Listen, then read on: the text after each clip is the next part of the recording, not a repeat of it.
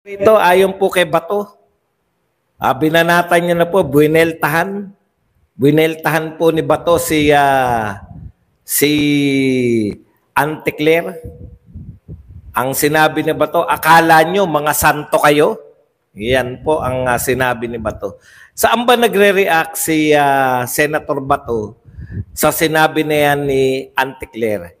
Ito kasi, ang tinuran ni Auntie Claire, no? Alam niyo naman, araw-araw pong dumadaldal yan, no? Araw-araw pong dumadaldal si Auntie Claire ng mga laban sa mga Duterte, no? Sabi po ni Auntie Claire sa isang press briefing, dapat umanong harapin ng mga leader ng bansa ang legal complaints kung mayroon man dahil hindi raw magandang nakikita ng publiko ang mga ito pa ang ayaw humarap sa reklamong inihain laban sa kanila. Okay. Alam niyo mga kapatid, paulit-ulit na si Auntie Claire dyan, no? Meron po bang hindi hinarap? Ako muna bago si Bato. Tanungin kita, Auntie Claire, meron bang reklamo si Bato na hindi niya hinarap? Wala akong natatanda na reklamo ni Bato na hindi niya hinarap eh. Di ba? ICC.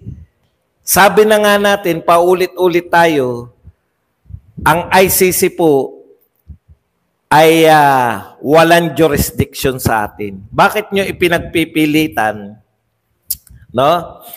Bakit nyo ipagpipilitan yung ICC ay yung reklamo sa ICC ay dapat harapin ni Bato? Presidente mo nga, Auntie Claire eh. Sabihin mo muna sa presidente mo na ideklara na tayo ay sakop ng ICC.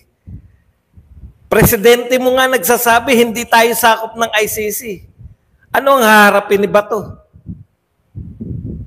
Di ba? Yun muna i-resolve nyo. Yun muna yung resolbahin ninyo. Yun pong jurisdiction. Pag nagdeklara na si Pangulong Marcos na sakop tayo ng ICC, kaya lahat ng reklamo sa ICC ay dapat harapin. Hindi nga eh.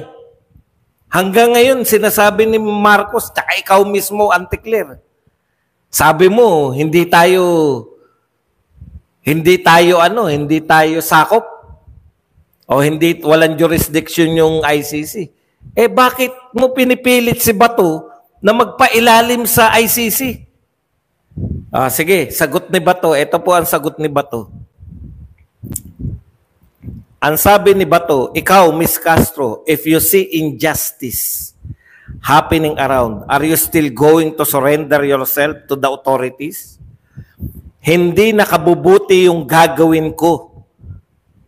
Hindi raw nakakabuti yung ginagawa ni Bato na iiwasan niya yung paghuli na ICC.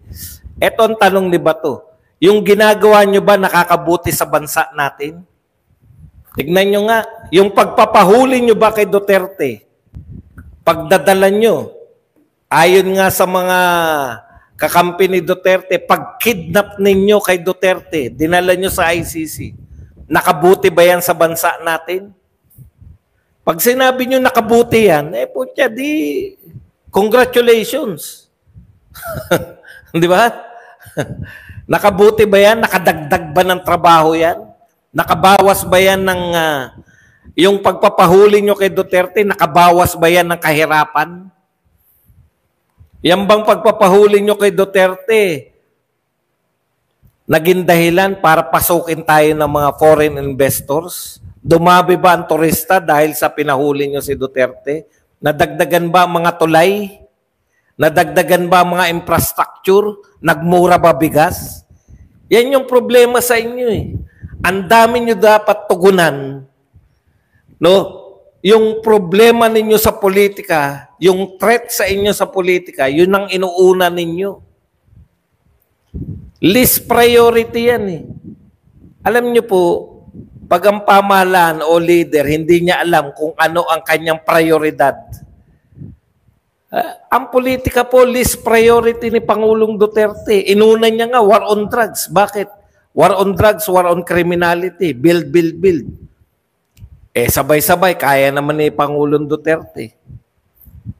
Okay. dagdagan pa natin yung sinabi ni Bato. Ang point dyan ni Bato, yung hinuli nila at dinala si dating Pangulong Duterte doon sa dahig, nakakabuti ba yun sa ating bansa?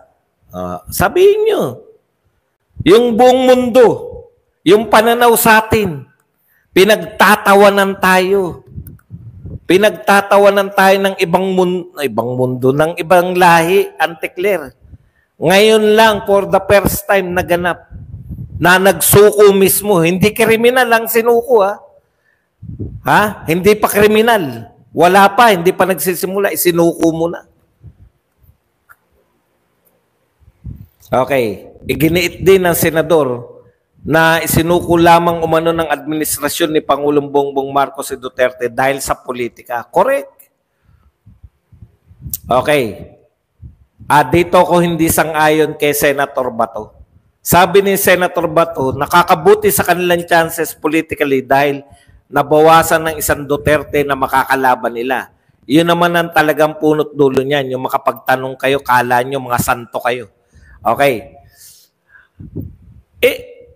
Punot dulo talaga politika. Pero hindi ako naniniwala, sorry Senator Bato, hindi po yan nakabuti sa kanila. In fact, nakabuti yan sa mga kandidato natin.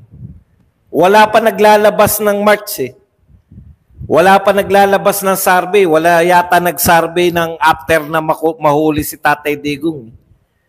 Dahil tinitiyak ko sa inyo, sa dami po ng kumakalaban na sa inyo, miski po yung mga ayaw, yung mga solid na Marcos na lang talaga yung naniniwala na, teka muna, Marcos pa rin kami. Pero karamihan po ngayon sa ginawa ninyo sa mga Duterte. Di ba? Unity kayo na unity, mismong kapatid nyo, nilalaglag nyo. Okay. Yan po ang mga pahayag ni Senator Bato. Tama yan. Ako naniniwala sa iyo, Senator. Naniniwala ako sa bago mong paniniwala. Tama na yung mga brabado na susunod ako kay Pangulong Duterte sa dahig para may kasama siya. Kaya niya na yun. Dadagdag ka pa. Huwag ka nang dumagdag. Di ba? Gayahin mo yung mga nagtagong senador. Dahil wala talaga eh. Wala ka talagang chance pagka ikaw ay nagpahuli dyan sa ICC. Hindi sila patas. Etong gobyerno natin hindi patas. Dating presidente, alam na natin lahat, walang jurisdiction ng ICC. Hinuli at binigay. Ngayon, nalantad pa sa atin, ayon kay Roque.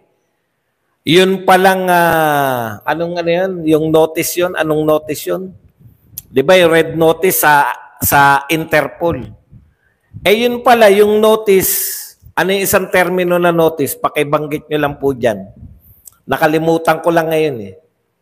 Diffusion. No? Ayon kay Roque, sanay po yan, international law yan. Ano po si Roque? ICC accredited. No?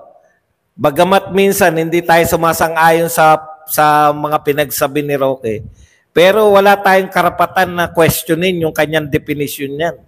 Sabi ni Roque sa diffusion, notice of diffusion, tayo pala, Pilipinas pala, ang nagbigay ng notice sa ibang bansa. Imagine, hindi po Interpol. Walang kinalaman ng Interpol. Ang nagbigay ng diffusion notice, nakikiusap tayo sa ibang bansa.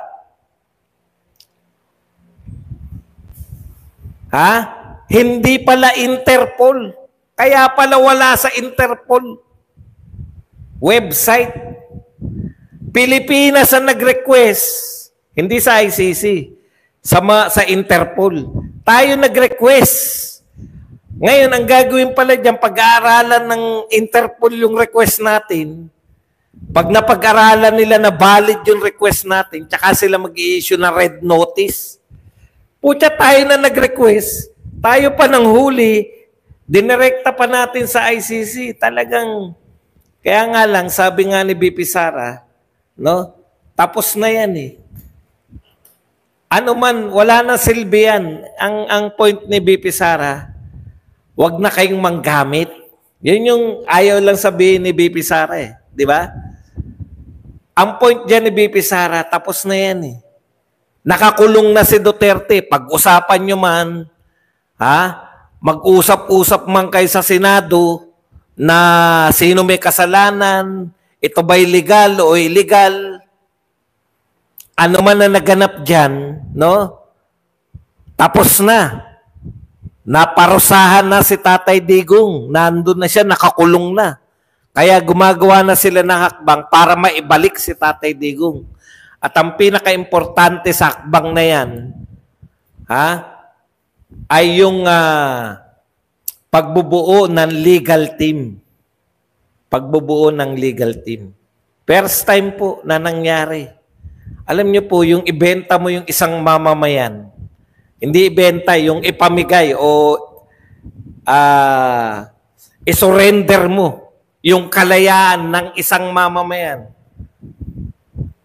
Malaking kasalanan na yan dahil ikaw, gobyerno, ang trabaho mo to protect and serve the people.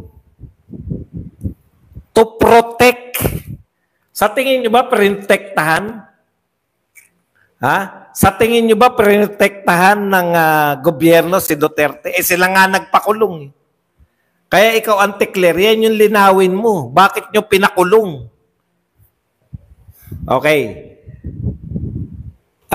Ang nakakatawa rito kay Antikler, sa totoo lang, pag narinig mo, nakakagampan pa ba? Ito mga sinabi, hindi naman gantong-ganto, hindi ko naman makukot in toto yan, no? Nakakaganpan pa ba